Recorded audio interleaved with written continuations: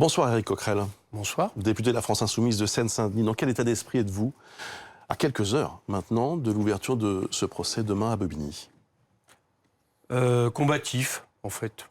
Voilà, parce que j'espère que demain, on va pouvoir faire valoir les arguments qui sont les nôtres par rapport à un procès. Je sais que ça va être le débat ici, mais que nous jugeons effectivement politique, dans le sens où c'est un procès d'exception. On a un sort qui est exceptionnel par rapport à ceux dont on nous accuse.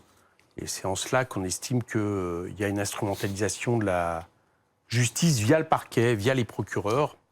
Et j'espère que de la même manière que ce qui s'est passé avec les décrocheurs il y a quelque temps, la justice, par contre, le siège, saura, j'allais dire, ne pas écouter les recommandations du parquet. Décrocheurs qui n'ont pas été condamnés, on le rappelle. Hein, voilà. Et non seulement pas condamnés, mais on leur a même donné raison sur le fond. Tout à fait. Bon, je signale, bon, c'est entre guillemets de l'interne, mais que vous avez fait passer aux journalistes un dossier de presse. Oui. Voilà. Je crois que la partie civile a fait la même chose, ce qui est quand même assez rare hein, de la part de la police. Que vous avez intitulé le procès politique des Insoumis. C'est d'ailleurs ce que vous répétez depuis plusieurs jours, et dedans vous expliquez... Plusieurs mois même.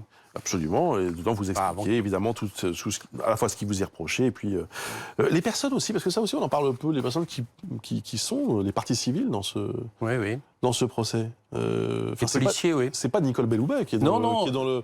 Non, Nicole Belloubet, elle instrumentalise tout ça, mais les personnes, oui, les policiers qui, d'ailleurs... on a regardé un peu les témoignages, vous l'avez dans le dossier de presse, vous remarquerez que tout s'explique que aucun n'a craint pour son intégrité physique.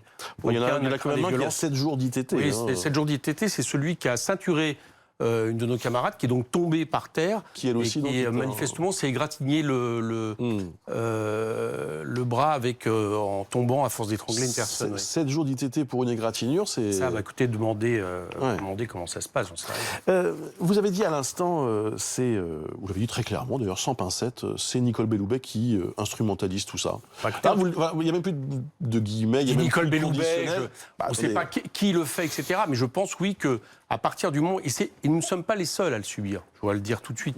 Quand ça fait maintenant, moi je suis à l'aise, ça fait maintenant des mois, si vous suivez un peu ce que je raconte, etc., que je dénonce une dérive autoritaire du régime vis-à-vis des gilets jaunes, des syndicalistes qui sont envoyés en correctionnel, en garde à vue pour un rien, vis-à-vis de journalistes même qui ont subi ces sorts récemment, des journalistes indépendants. Donc voilà, maintenant c'est nous, c'est l'opposition, toutes les oppositions en réalité à Emmanuel Macron qui, soit via...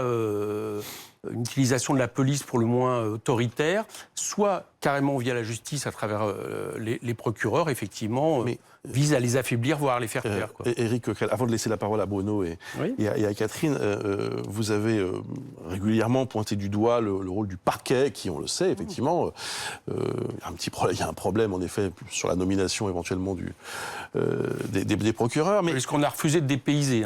C'est le même procureur qui demain, à Bobigny, c'est pas le parquet, ce sont des juges. Oui, donc on va voir ce que font les juges. Ce sont des juges qui sont indépendants. On va donc voir ce que fait les juges. Les juges ne répondent pas aux injonctions de Nicole Belloubet ou de qui que ce soit. Eh bien, je l'espère. Vous avez un doute? Ce que font les juges. Écoutez, j'ai un doute. Je vais vous dire une chose. Non, mais allez-y. Non, mais j'ai un doute parce que depuis quelque temps, il y a un drôle de climat dans ce pays. C'est-à-dire que ce soit, je vous l'ai dit encore, au niveau des forces de police dont... certains agissent au-delà d'une certaine limite en termes de violence et que le gouvernement cautionne manifestement, que ce soit au travers de la justice, on a des drôles de situations. Le procureur, par exemple, à Nice, avec Geneviève Leget, vous savez, cette militante altermondialiste, qui explique qu'il a voulu faire plaisir à Emmanuel Macron, donc il a menti et il a expliqué que...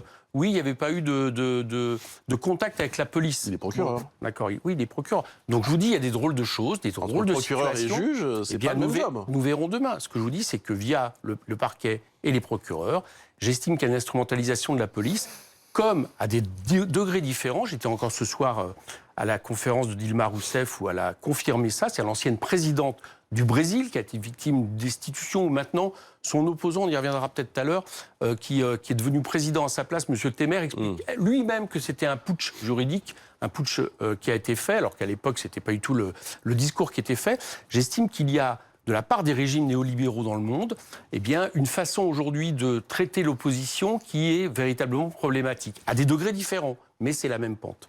Bruno Jeudi. Monsieur Coquerel, d'abord, on entend bien votre défense, vous la mettez sur un terrain politique depuis des mois. Mais au-delà de ça, il y a quand même ce pourquoi demain Jean-Luc Mélenchon et d'autres personnes, 5 au total, sont poursuivis pour rébellion.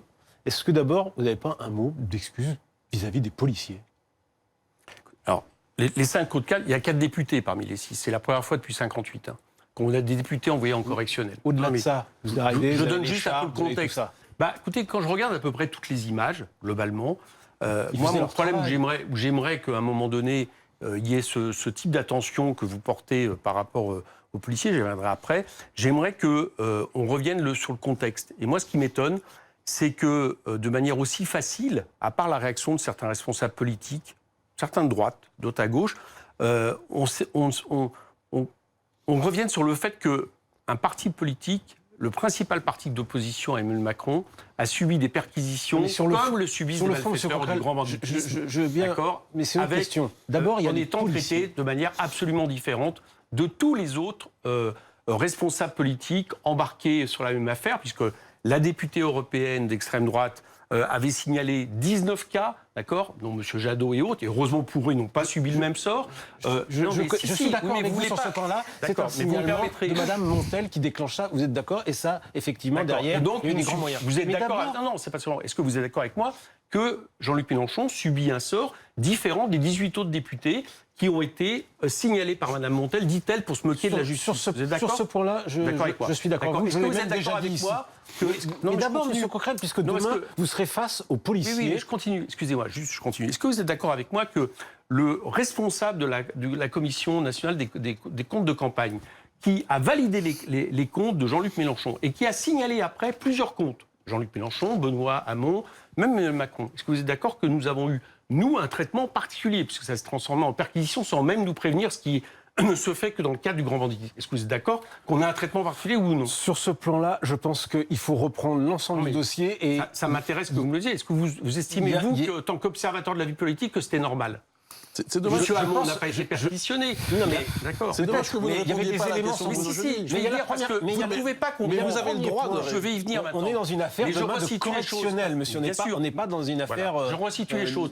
Vous ne pouvez pas comprendre les réactions ce matin-là si vous ne comprenez pas l'injustice dont nous estimons avoir été victimes. Vous êtes député, je continue vous êtes des représentants de la nation. Nous arrivons maintenant, il faut voir toutes les images qui ont été produites il y a très peu de temps, puisque jusqu'à maintenant, on avait des extraits où on voyait la minute la plus condensée de colère de Jean-Luc Mélenchon et d'autres députés par rapport au sort qui nous était fait. Nous sommes dans une situation où des responsables légaux, des associations qui sont, sur lesquelles il y a les perquisitions, demandent simplement à rentrer. D'accord, ce qui est leur plein droit. On en a même un d'entre eux qui a été convoqué. Il y a déjà des responsables de votre mouvement qui sont à l'intérieur des locaux. Oui, et donc avec quels critères certains députés pouvaient rentrer? Monsieur Bompard est quand même un responsable du parti. À quel critère, M. Pignerol, à qui on a demandé de venir, il avait une convocation, on lui demande tout d'un coup de ne pas rentrer. Bon. Moi, par exemple, je vais vous dire une chose. J'ai été au PG, ça paye, parti de gauche, le principal parti qui est dans le mouvement citoyen France Insoumise. Je me suis présenté très tranquillement, au siège de mon parti. Je suis un des 2 coordinateurs, donc je suis représentant légal.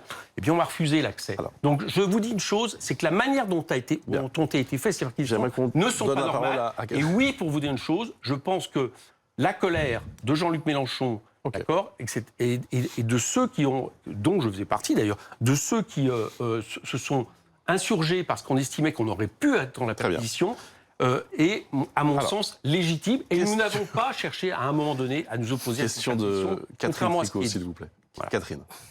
Éric Coquerel, on vous entend bien. Je vais essayer de sortir un tout petit peu du cadre très précis du procès de demain.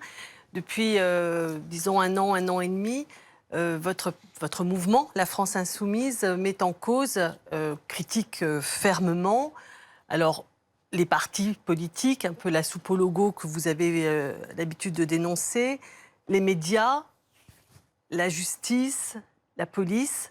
Moi, ce que je voulais vous demander, c'est quels sont maintenant les recours pour les citoyens? C'est-à-dire, est-ce qu'on est encore dans un système démocratique? Et quels sont les recours que nous avons pour pouvoir nous faire entendre, nous exprimer? C'est-à-dire que si tout ça est en cause, Qu'est-ce qui nous reste? C'est une bonne question, parce que c'est un des soucis que nous avons. Vous savez, si j'utilise le terme dérive vers un régime autoritaire, c'est pas juste un peu plus de répression, c'est que j'analyse un système, d'accord, qui, pour imposer des politiques qui souvent sont de plus en plus impopulaires, eh bien, recourt de manière absolument anormale à des forces de police et à certaines catégories de magistrats, je parle du parquet. Donc c'est une bonne question de savoir à quel endroit le citoyen... Tous les contre-pouvoirs. Ce que je veux dire, c'est que vous trouvez que tous les contre-pouvoirs sont défaillants. Le citoyen qui s'oppose, par exemple, aujourd'hui, qui se retrouve, par exemple, nassé dans des manifestations pacifistes, embarqué en garde à vue, d'accord, qui sont des choses, vous serez d'accord avec moi, qui ne sont pas bénins. C'est pas bénin de partir en garde à vue. Or là, vous le regardez peut-être pas, vous n'en faites peut-être pas la une, mais il y en a plein qui se retrouvent 48 heures en garde à vue. D'accord ? Juste pour avoir participé à des manifestations.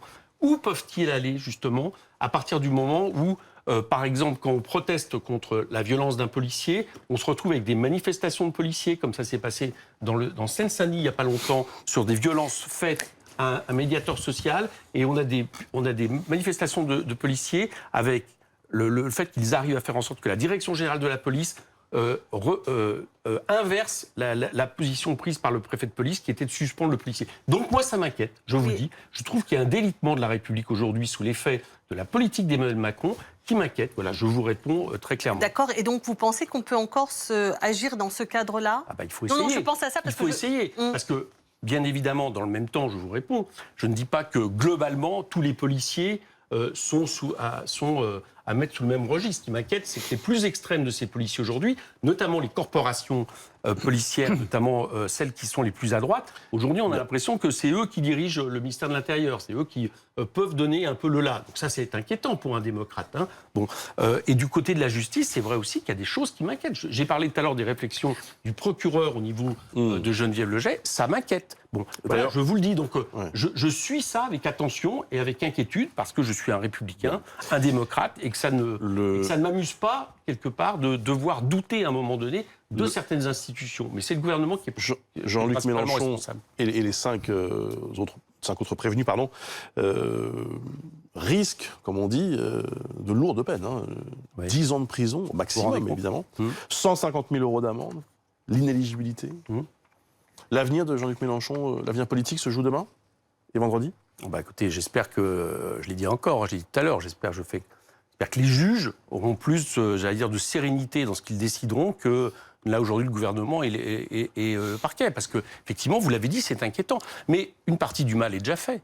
Parce que dans la façon dont tout a été, de cette façon dont ont été mises spectaculairement en avant ces perquisitions au petit matin avec des policiers en gilet pare-balles qui arrivent, on ne sait même pas s'ils n'ont pas aspiré tout le fichier des adhérents. La manière dont ça se passe aussi un petit peu, comme une ritournelle sur les médias où on voit toujours les mêmes images déconnectées de ce qui s'est passé, bien évidemment, ça nous a atteint, ça nous a touchés. C'est pour ça que je suis dans des émissions comme ce soir, pour essayer à un moment donné de rétablir les faits.